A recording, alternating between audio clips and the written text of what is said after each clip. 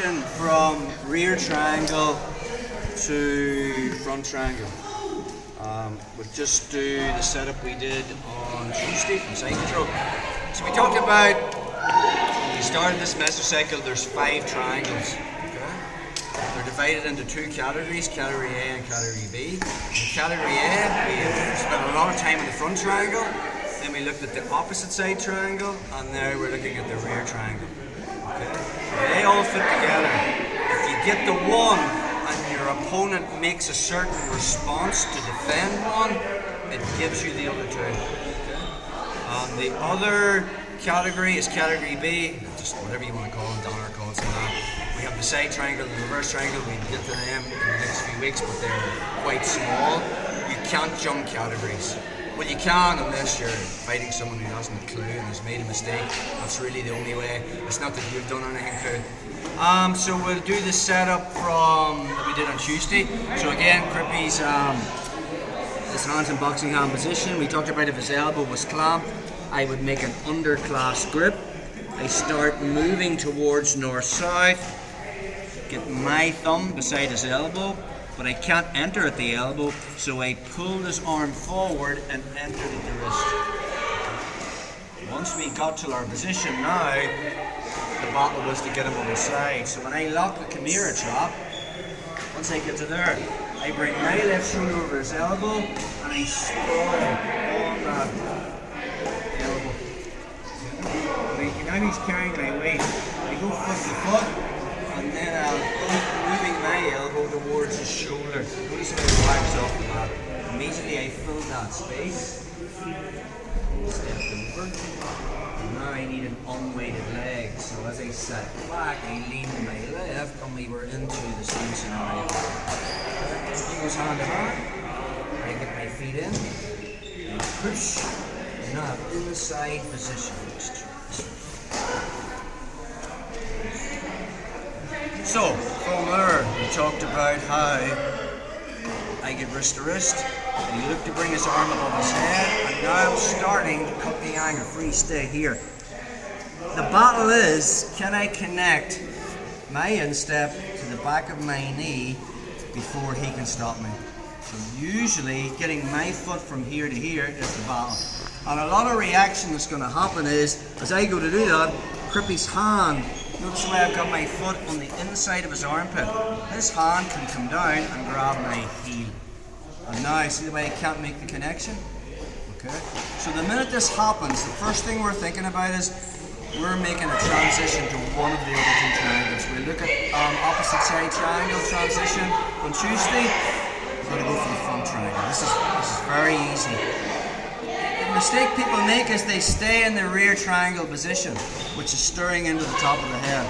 So from there I keep the underhook, but I move my head away, okay? Creating space. I arch my back, okay? So now I'm looking into this left ear.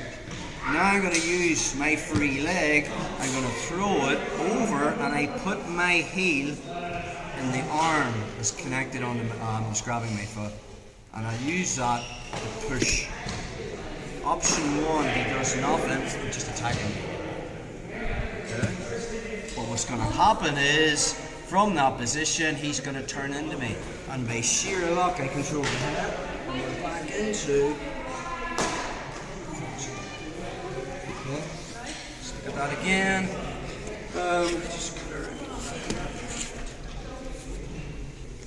So, from our position, if I notice that his elbows are tucked, I'm going to get an underclasp grip.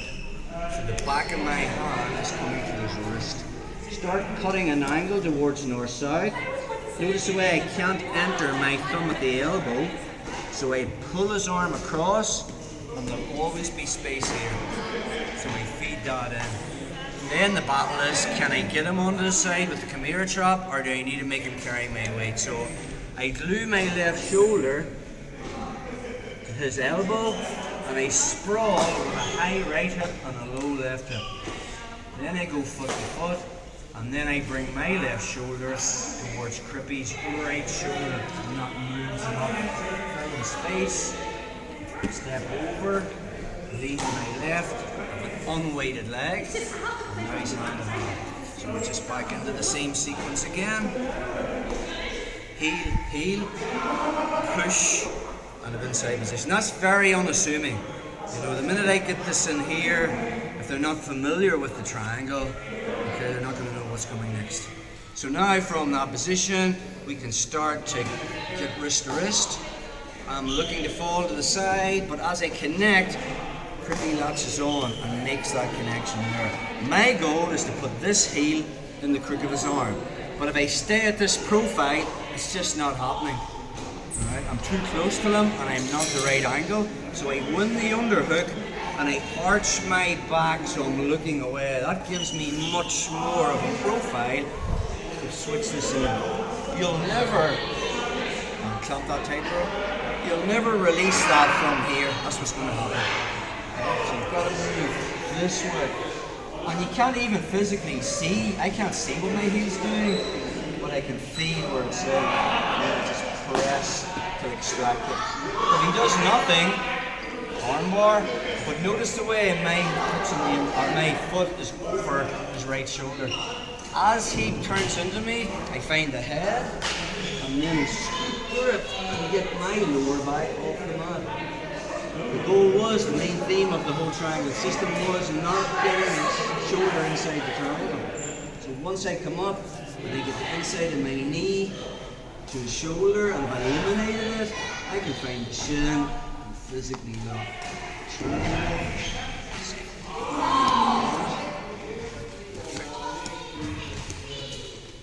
So we're tight.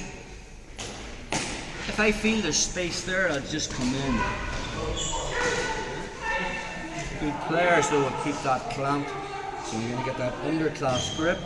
As I turn the corner, I physically pull his arm and knock his knee.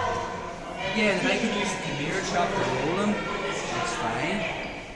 But if I feel him constantly trying to keep his back on the mat, I make him carry my weight. I put my shoulder over his elbow and I sprawl with a high left, low left hip and a higher right hip. From there, put the foot and I turn the corner again as I roll him up from that space. I sit on my hip. This Crippy will probably tuck his knees to his chest. So if I'm sitting on my hip, this allows me to bring that in and clear the space. So from there I have a free leg.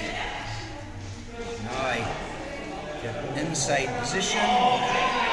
Now as I start to work triangle, he makes that connection. So first thing is keep the underhook, arch my head away.